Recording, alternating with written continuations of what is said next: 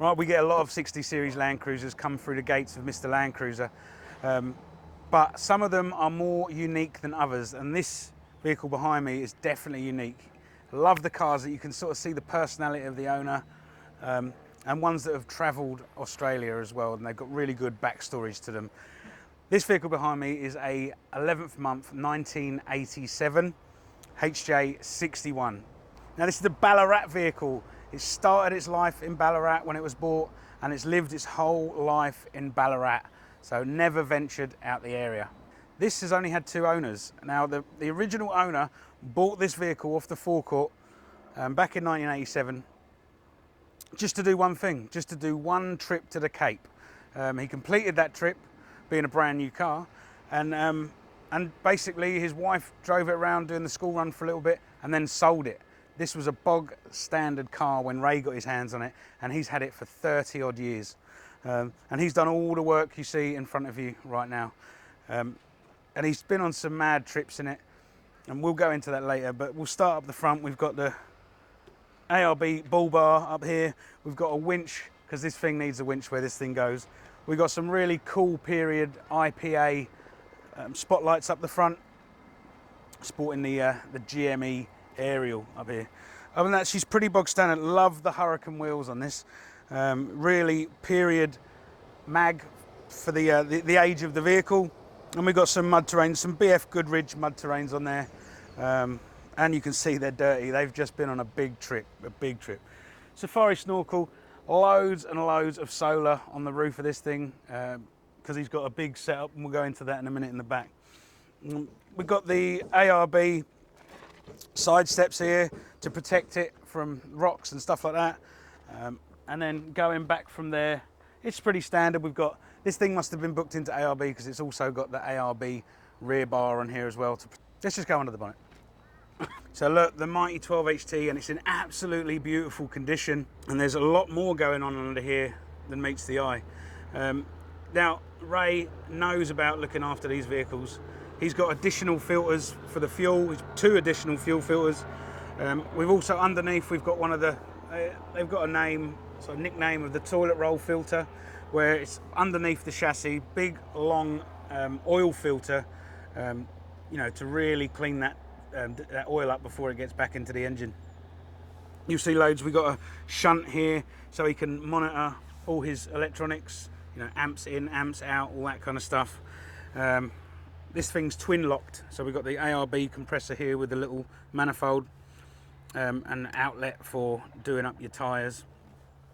We've got diff breathers up here, and they also double up as the gearbox and transfer breathers as well. Now this thing goes places where you definitely need to have as much high level breathing as possible, because it goes through some mad water crossings. I've seen the videos. Other than that, it's just a simple dual battery system under here. This model came with the clutch booster there, which makes it so much easier to use a clutch when you've got a heavy duty clutch in there. That's it. It's just amazing under here. It's like, you think of the work that this thing's done, it's just so clean, so pretty. Let's go inside. This is mad. Check it out in here. You've got everything you need to go travel around Australia in here. Now, I don't know about this little steering wheel, but the customer, old Ray, must like it. We've got phone chargers. We've got a big double DIN screen here with reverse cameras, all that kind of stuff. It's double locked, so we've got the ARB compressor with both locker switches up here. ARB turbo timer. We've got like a little clock date set up here, and I don't know about the efficacy of this. This is a Jeep inclinometer, but you know, we won't talk about that. But then you come to this in the center here. Now there's just about every gauge you could buy from the gauge shop going on in here. Ray's made this cool little housing up for all the gauges, because he runs airbags on the suspension, and he just wants to know everything that's going on inside his engine. So if there's anything goes out of spec, he knows straight away, and he can address it right there and then. We've got a simple little center console here with cup holders. Don't know how good that works, but it's pretty cool nonetheless. Up here we've got a roof console, and it's got WHF. You see this a lot. Guys like to listen to on channel with their mates, and also have channel 40 so they can hear if there are road trains or anything like that coming in the other direction. And you've got his obligatory smelly going on there. I prefer that one. Yeah, boy. Anyway, yeah, and this is I'm sitting on a Recaro seat here. This is so comfortable. Gives you so much lumbar support, and I can just imagine all those hours on the road just keeps your back nice and limber. Right, let's see what's going on in the back. We've got a cargo barrier, and you don't see this very often. It's got the spare wheel inside the rear of the vehicle behind the cargo barrier. It's very cool. We've got a simple setup in the back for his camping gear, and this thing also lugs a big camper trailer as well, which is not on at the moment.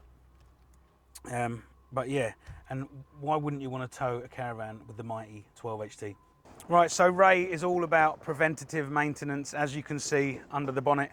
And when he first got this vehicle, he doused this thing in fish oil 3 times in the first year he had it, and he said it was coming out of everywhere. It had spread all over the place, and preventative maintenance like that makes these things last the years.